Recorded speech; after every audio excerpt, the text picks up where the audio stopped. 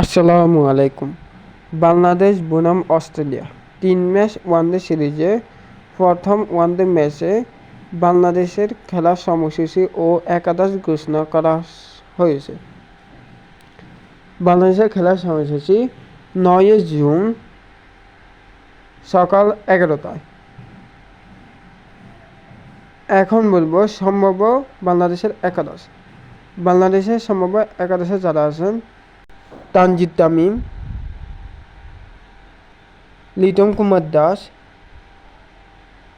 নাজমুল হোসেন শান্ত,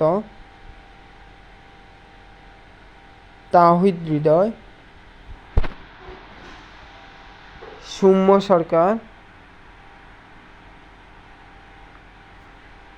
মেহেদী হাসান মিরাজ, রিশাদ হোসেন, মুসাদ্দেক হোসেন সৈকত, মুস্তাফিজুর রহমান, তাসকিন আহমেদ এবং নাহিদ রানা।